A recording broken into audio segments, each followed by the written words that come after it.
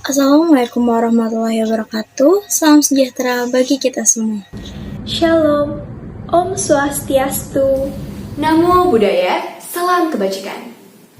Dewan Juri yang terhormat, pada kali ini kami akan berperan sebagai tim pemerintah untuk menanggapi mosi Freedom of Expression di media sosial bagi remaja.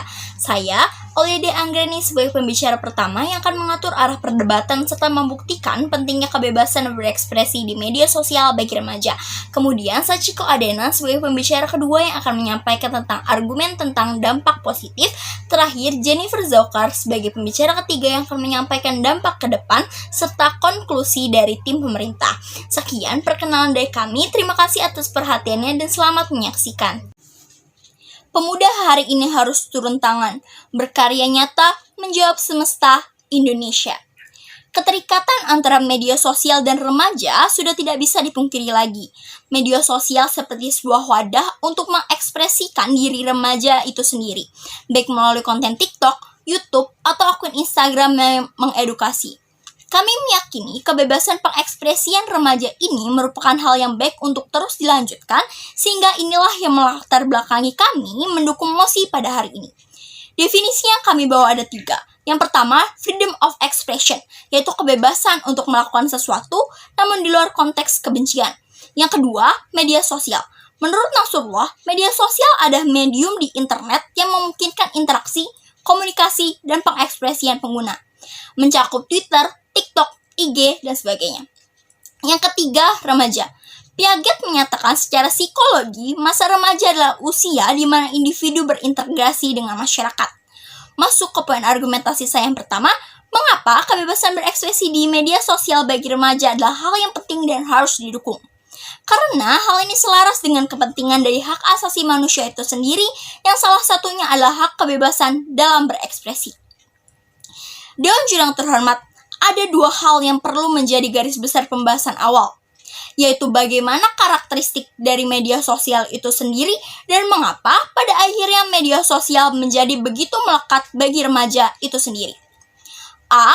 Karakteristik dari media sosial sendiri adalah suatu sarana yang memudahkan mendapatkan informasi sekaligus sebagai wadah pertukaran informasi yang ada di lapisan masyarakat. B.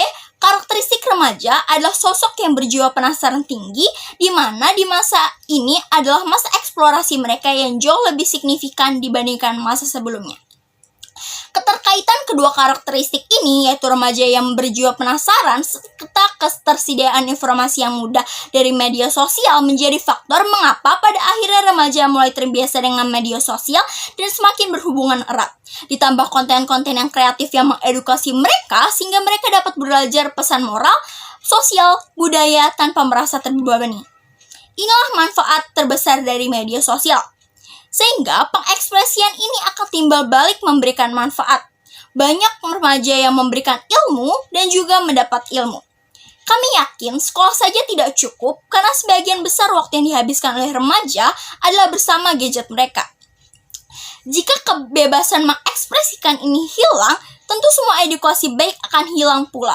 Dan nilai-nilai moral dari berbagai hal yang ada di media sosial akan perlahan hilang. Inilah yang tidak kami inginkan. Lain hal jika kebebasan ini tetap ada. Remaja akan saling mengedukasi satu sama lain sehingga menciptakan moral yang baik dan sumber daya manusia yang terdidik. Perihal kebebasan berekspresi sudah dijamin Undang-Undang 1945 Pasal 28 dan Undang-Undang Nomor 39 Tahun 1999 tentang Hak Asasi Manusia. Kami telah menjelaskan kenapa pada akhirnya kebebasan berekspresi di media sosial bagi remaja adalah hal yang penting dan harus didukung, sehingga kami bangga menjadi tim pemerintah. Sekian, terima kasih. Dewan Juri yang terhormat, kita hidup di dunia di mana teknologi berkembang dengan pesat, sehingga kita tidak bisa menutup mata bahwa dengan adanya freedom of expression inilah yang justru membuka banyak akses untuk para remaja dalam mengekspresikan dirinya, yang dimana merupakan suatu bentuk hak mereka dalam kebebasan, dan dunia inilah yang kami inginkan sebagai tim pemerintah. Dewan Juri yang terhormat, saya sebagai pembicara kedua yang berdiri pada sisi pemerintah akan menyampaikan beberapa argumen serta landasan untuk mendukung posisi kami.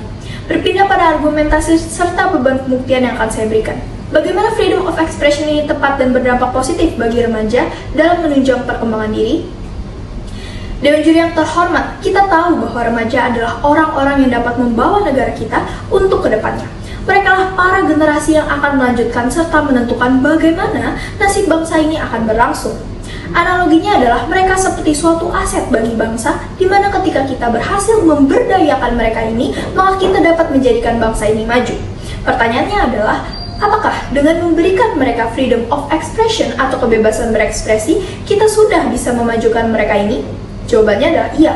Mengapa? Karena dengan tidak membatasi mereka, kita tidak menutup kemungkinan ataupun peluang mereka untuk berekspresi dan berkarya sesuai dengan dirinya masing-masing. Alhasil, kita dapat menciptakan generasi yang percaya diri, yang mana ini menjadi dunia yang kami inginkan sebagai tim pemerintah. Dewan juri yang terhormat, salah satu platform yang paling tepat bagi para remaja ini dalam melakukan freedom of expression adalah media sosial, di mana mereka dengan mengutarakan pendapat ataupun berbicara mengenai suatu topik dan disukai oleh masyarakat, mereka sudah dapat menghasilkan uang melalui platform seperti TikTok atau YouTube misalnya. Apabila kita terus memberikan kesempatan ini bagi para remaja, maka akan ada dua dampak positif yang terjadi di masa depan.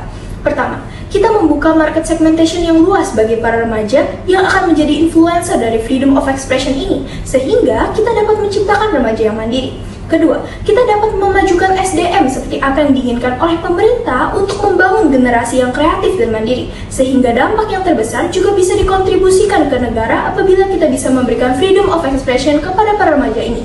Salah satu kontribusinya, ketika mereka terkenal, mereka bisa mengenalkan budaya Indonesia melalui kontennya misalnya. Berpindah pada bukti yang akan saya berikan, berdasarkan pendapat Frank William LaRue, ahli HAM yang bekerja di Perserikatan Bangsa-Bangsa, menyatakan bahwa kebebasan berekspresi merupakan instrumen perlindungan HAM serta pengembangan sumber daya manusia dalam hal menyampaikan pendapat serta menyebarkan informasi dengan cara yang tepat. Jadi, apakah kita masih ingin menutup kesempatan bagi para remaja ini dalam freedom of expression? Saya yakin tidak. Oleh karena itu, di sisi kami sudah berhasil membuktikan dari segi dampak serta argumen dan bukti pendukung kasus yang telah saya berikan, sehingga tim kamilah yang layak untuk dimenangkan. Sekian dari saya, terima kasih. Kebebasan adalah keinginan untuk bertanggung jawab pada diri kita sendiri. Friedrich Nietzsche. Dewan juri yang terhormat, perkenalkan saya Jennifer Jaukar sebagai pembicara ketiga yang akan membawakan argumen dan kesimpulan dari tim pemerintah. Mengapa dampak positif yang ditawarkan sangat penting bagi remaja dalam menata masa depan mereka? Kemajuan dari dampak positif tersebut akan hilang ketika Anda membatasi kebebasan berekspresi remaja. Kebebasan berekspresi di media sosial merupakan hal fundamental bagi remaja untuk mempersiapkan potensi diri mereka untuk masa depan. Sekarang bayangkan ketika kita batasi, justru mereka akan merasa terkekang, alhasil tak dapat berkembang dengan baik. Bahkan menurut Kominfo, 79,5% remaja diantaranya adalah pengguna internet. Maka, daya tarik media sosial inilah yang berperan penting membangun kemampuan remaja. Jika tak ada kebebasan berekspresi, sebanyak 79,5% itulah kesempatan remaja potensial yang hilang. Kemudian, tak bisa kami pungkiri juga ketidaktertiban juga pasti akan tetap ada. Namun, sadari bahwasannya norma dan nilai sosial juga akan tetap berjalan. Artinya, sanksi sosial dan belajar agar bijak dalam bermedia sosial juga akan tetap ada. Hal ini dibuktikan dari UU nomor 19 tahun 2016 tentang informasi dan transaksi elektronik atau UU ITE, yang mana mengatur informasi dan transaksi elektronik di Indonesia. Tapi kehadiran UU ITE ini untuk mengatur hal yang salah saja dan memperingatkan agar berhati-hati, bukan justru menghalangi mereka untuk berekspresi. Bahkan remaja ini dapat belajar untuk bertanggung jawab karena mereka sadar konsekuensi dari perilaku yang ditimbulkan. Maka, kebebasan berekspresi sebagai sarana pengembangan diri seharusnya tidak kita batasi, melainkan kita dukung sejak dini.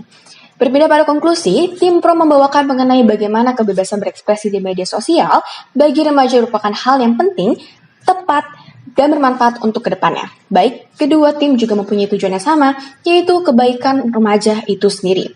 Namun, mari kita bandingkan di sisi tim oposisi, remaja justru tidak akan berkembang karena mereka maka merasa kebebasannya dikekang, lalu kekhawatiran oposisi tentang ketidaktertiban pun juga sudah terjawab pada argumen sebelumnya. Tetapi Dewan Juri, ketika Anda duduk bersama dengan kami, remaja akan menemukan wadah yang tepat bagi mereka untuk menemukan identitas, menyalurkan karya-karya mereka, dan belajar untuk bertanggung jawab. Perhatikanlah jika dampak positifnya dapat dirasakan, artinya SDM pun meningkat dan pembangunan bangsa pun akan tercapai pada akhirnya. Akhir kata, kebebasan berekspresi di media sosial pada remaja adalah jawaban yang tepat untuk menuju bangsa yang didambakan. Sekian dan kami bangga untuk setuju pada mosi perdebatan kali ini. Terima kasih.